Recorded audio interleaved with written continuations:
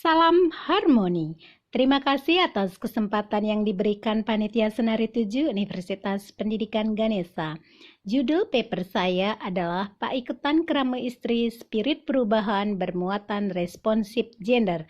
Perkenalkan, saya Niketut Sari Adnyani dari Prodi Ilmu Hukum, Jurusan Hukum dan Kewarganegaraan, Fakultas Hukum dan Ilmu Sosial Universitas Pendidikan Ganesha. Tujuan penelitian ini adalah mengevaluasi perlindungan dan pemenuhan hak asasi manusia, khususnya kaum perempuan yang tergabung dalam wadah Paiketan Kerama Istri dalam pembangunan pariwisata. Di Bali, perempuan masih dihadapkan pada sistem kekerabatan lempeng ke puruse. Pengaruhnya kurang memberi kesempatan kaum perempuan untuk berkiprah. Salah satu model partisipasi Paiketan Kerama Istri dalam pembangunan pariwisata terkait dengan kebijakan pengelolaan lingkungan hidup. Kiprah perempuan terlihat dalam gerakan sosial dan mengkampanyekan hak asasi perempuan.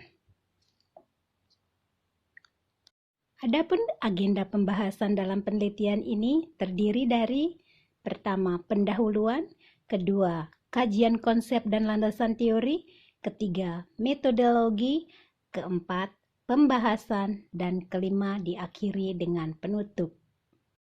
Penelitian ini dilatar belakangi oleh adanya kuota perempuan 30% dalam DPR atau DPRD, memberikan peluang keikutsertaan perempuan dalam rencana penyusunan pengelolaan lingkungan hidup dan kajian lingkungan hidup strategis.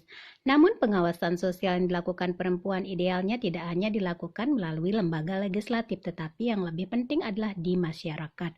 Persoalan ketimpangan antara kepentingan pembangunan dan dampaknya terhadap lingkungan hidup ini banyak terjadi. Paiketan Kerama Istri hadir di seluruh desa adat yang terdapat di Provinsi Bali pada 8 kabupaten dan 1 kota madya. Stimulus terhadap partisipasi emansipasi, yaitu kurang lebih 65,8% desa adat sudah memiliki kelembagaan kerama istri atau paiketan sejenis lainnya di desa adat yang berperan sebagai agen dalam pembangunan pendidikan, kesehatan, dan lingkungan yang berkarakter desa adat dan budaya Bali. Kajian pustaka yang dirujuk dalam penelitian ini bersumber dari hasil penelitian, buku, dan artikel ilmiah yang tertuang dalam konsep dan landasan teori. Pada dasarnya, kajian pustaka menampilkan studi kepustakaan yang mengungkapkan pendekatan secara teoritis yang digunakan untuk membedah permasalahan penelitian. Adapun konsep yang dijadikan acuan dalam penelitian ini adalah konsep pembangunan berwawasan lingkungan dan konsep gender dalam hukum. Demikian juga halnya dengan landasan teori, berupa teori feminisme sebagai middle ring teori dan teori hak asasi manusia berkapasitas sebagai grand teori. Penelitian ini dilakukan dengan menggunakan jenis penelitian hukum normatif. Penelitian ini menggunakan pendekatan peraturan perundang-undangan, pendekatan konseptual, dan pendekatan kasus. Mengenai sumber bahan hukum dari penelitian hukum normatif ini merupakan hasil penelitian melalui penelitian kepustakaan. Adapun bahan hukum yang dimaksudkan terdiri dari bahan hukum primer, bahan hukum sekunder, dan bahan hukum tersier. Penelitian ini menggunakan metode penelusuran dokumen dan perpustakaan dengan sistem kartu yang terdiri dari kartu ringkasan, kartu kutipan, dan kartu komentar. Analisis bahan hukum yang diterapkan dalam penelitian ini diawali dengan teknik deskriptif, teknik eksplanasi, teknik evaluasi, dan teknik argumentasi. Bentuk partisipasi perempuan dapat dilihat dalam pembangunan pariwisata, mengingat perempuan di Bali dalam skala desa adat memiliki wadah paiketan kerama istri. Momentum inilah yang menjadi alasan pendorong bahwa partisipasi perempuan penting dilakukan dalam menciptakan skala prioritas dalam pembangunan pariwisata berwawasan lingkungan. Pengaturan pengelolaan pariwisata dalam penyerapan tenaga kerja lokal berdasarkan rasio filosofis, rasio sosiologis, rasio yuridis menyatakan bahwa pembangunan nasional didasarkan secara material maupun spiritual berdasarkan Pancasila dan Undang-Undang Dasar Negara Republik Indonesia tahun 1945 berlandaskan kebudayaan Bali bermuatan responsif gender. Tibalah pada kesimpulan, melalui riset dari program ini mampu memberikan pengetahuan tentang peran perempuan dalam pengelolaan lingkungan hidup.